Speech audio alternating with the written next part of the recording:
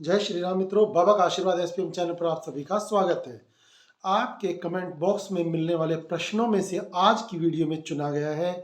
कि जो आप अपने आराध्य देव की साधना करते हैं, वो आराध्य देव आपको आपकी मनोकामनाओं या सिद्धि साधनाओं को पूरा देने के लिए पहले परीक्षा लेते हैं। तो वो परीक्षा किस प्रकार से लेते हैं, कैसे कलयुग का प्रभाव आपको भक्ति के मार्ग से पीछे हटाता है, कैसे आपकी परीक्षाएं बार बार ली जाती हैं, जिनसे कई बार भक्तजन उद्विग्न हो जाते हैं, उनका मन उच्चाटन हो जाता है और वो अपने आराध्य देव की जो भक्ति पूजा आराधना कर रहे थे विधि विधान से, वो पीछे हट जाते हैं। तो शक्तियां परीक्षा कैसे लेती हैं, आज का प्रश्न जो आपके द्वारा भेजा गया है, जिसके लिए हम आपको बताना चाहेंगे। जब कभी भी आप अपने आराध्य देव के लिए पूजा आराधना या कोई अनुष्ठान करते हैं, तब आपके द्वारा इतनी ज्यादा तन्मयता के साथ दिल से जो आप आराधना करते हैं, उसमें कैसे आपको सफलता मिलती है,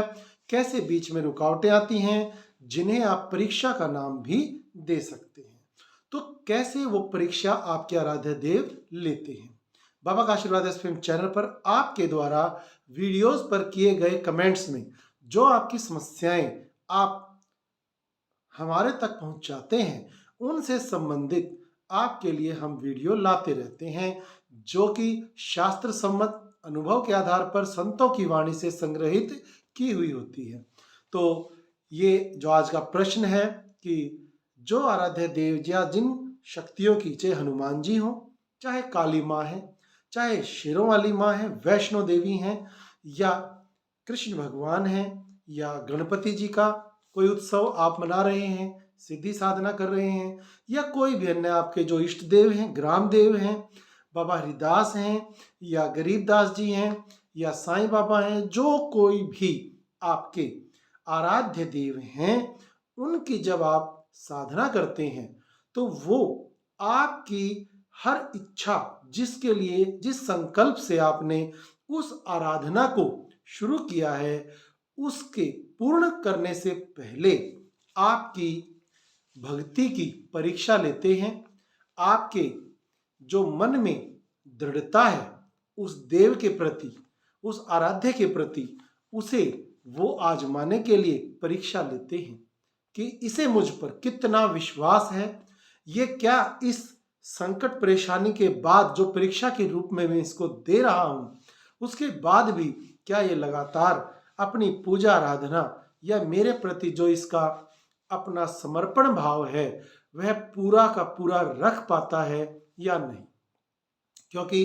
कई बार उदाहरणों से आपको समझाया भी जाता है कि जब कभी भी आप किसी सिद्धि साधना आराध्य देव के सामने, अपने इष्ट देव के सामने, अपने कुल देवता के सामने जब कोई भी अपनी मनोकामना रखते हैं, चाहे वह साधना में उन्नति की हो, घर की सुख शांति की हो, या किसी की नौकरी की हो, व्यापार की हो, किसी भी प्रकार की जो आपकी इच्छा है, या रोगों से मुक्ति की है, तो उस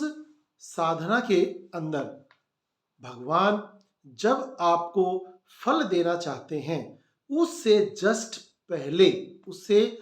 तुरंत पहले आपकी एक हल्की या भारी एक परीक्षा जरूर लेते हैं। तो वो जो परीक्षा होती है, वो किस तरह की होती है,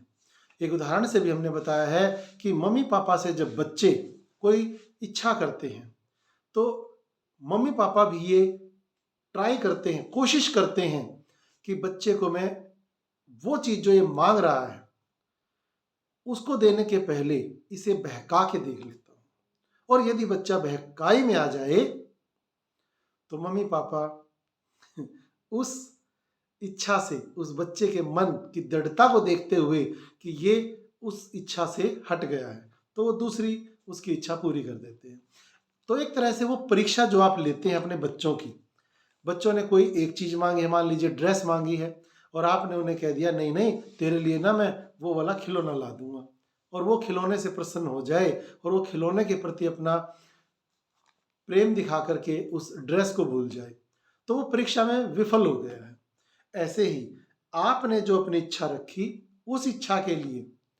भगवान आपकी जब परीक्षा लेते हुए आपको आपके लक्ष्य से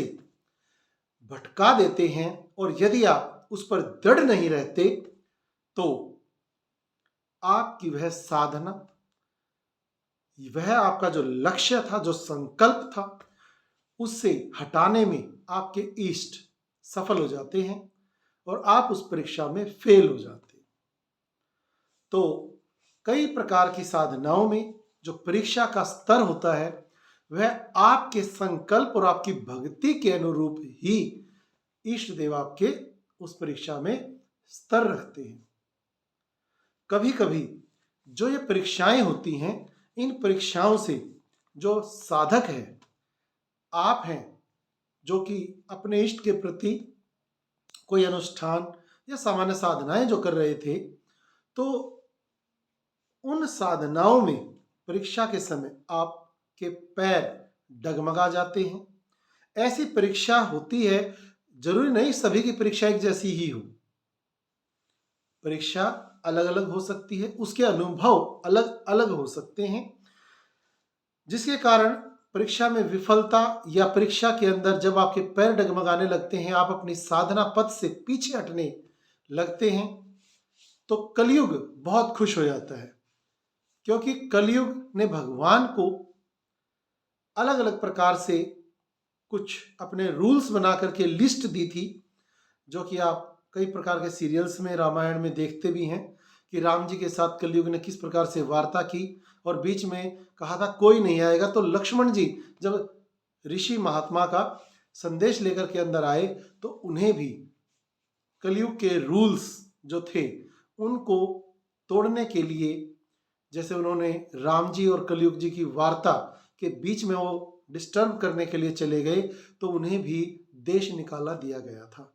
वैसे तो मृत्यु का प्रावधान था, परंतु मृत्यु की बजाय कहा गया कि देश निकाला भी मृत्यु के समान होता है, इसमें प्राण भी नहीं जाएंगे और इनको सजा भी मिल जाएगी। तो लक्ष्मण जी को सजा इस प्रकार से दी गई। अब इधर से वो राम और राम राज्य को सुरक्षित करने के लिए लक्ष्मण ने जो अपना बलिदान दिया, उस ऋषि की श्राप से बचाने के लिए, राज्य के लिए जो अपना बलिदान दिया, वह भी कलयुग के एक प्रभाव में आता है। तो भगवान राम ने इतना ज्यादा पुण्यशाली एक कलयुग से बचने का रास्ता निकाला था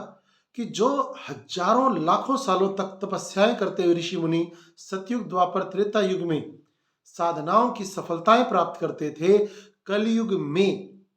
एक राम नाम की महिमा के द्वारा ही उस सारे फल को मनुष्य प्राप्त कर पाएगा। परंतु कलयुग उसमें व्यवधान जरूर डालेगा। कलयुग का कार्य है कि यदि कोई भी व्यक्ति अपने भले के लिए साधना पथ पर चलता है, भगवान की ओर कदम बढ़ाता है, तो कलयुग उसके अंदर ऐसे ऐसे व्यवधान, रुकावटें पैदा करता है, जिसके कारण साधक के मन में विफलताएं आने लगती हैं, वह सफलताओं से पीछे की तरफ हटने लगता है और धीरे धीरे करके भक्ति के मार्ग को छोड़ देता है। तो उसकी परीक्षा में क्या ऐसा हो सकता है कि साधक अपनी साधना से ही, साधना पथ से ही दूर होने लग जाए, डरने लग जाए, साधना को कम करना आरंभ कर देता है और उसका जो प्रेमा भक्ति का जो उमंग थी, उत्साह था, वो उसका धीमा पड़ने लगता है और वह अपने उस लक्ष्य की प्राप्ति से वंचित हो जाता है। तो परीक्षा में कहा जाता है मनुष्य की अलग अलग प्रकार की परीक्षाएं ली जाती हैं, भगवान के द्वारा, देवी देवताओं के द्वारा, इष्ट या कुल देवता के द्वारा या उनके गुरुदेव के द्वारा। तो उससे पहले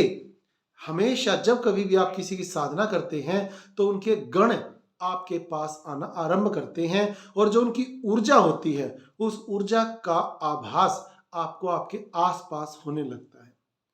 वह सिर दर्द के रूप में हो सकता है कि जब भी आप जाप के लिए माला लेते हैं या कोई पाठ कर रहे होते हैं, नाम जप करते हैं, तो आपके सिर में बहुत ज्यादा तीव्र दर्द होना आरंभ हो जाता है। तो यदि इस प्रकार से दर्द होना आरंभ हो जाएगा तो इसका आप सोचने लगेंगे, जब भी मैं भगवान की पूजा के लिए बैठता हूं तो अनुष्ठान में बैठता हूँ तो मुझे बहुत ज़्यादा दर्द होने लग जाता है, तो इसलिए आप धीरे धीरे उस पूजा पाठ से पीछे हटने लग जाते हैं। जब आप ध्यान लगाते हैं तो आपको ऐसा महसूस होने लगता है कि आपकी पैरों के नीचे की धरती हिल रही है। आपको ऐसा महसूस होने लगता है कि आपका शरीर, क्योंकि आप ध्यान में बैठे हैं तो शरीर ऐसे घूम रहा है। आंखों से अपने आप अनचाहे ही आंसू आने लगते हैं।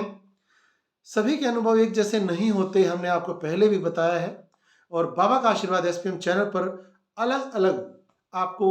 आपके प्रश्नों से संबंधित जानकारी के रूप में वीडियोस लाई जाती हैं। शास्त्र सम्मत आपके लिए सरल से सरल उपाय लाए जाते हैं। ऐसी विधियां लाई जाती हैं कि आपकी प्रेमा भक्ति में चार चांद लग जाएं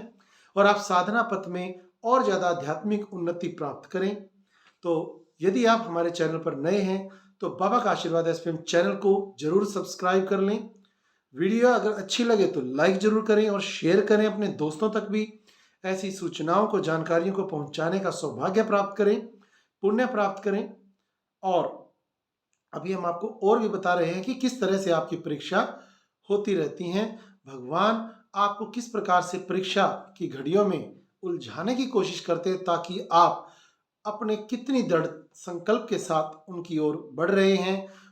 वो चेक करते हैं। तो यदि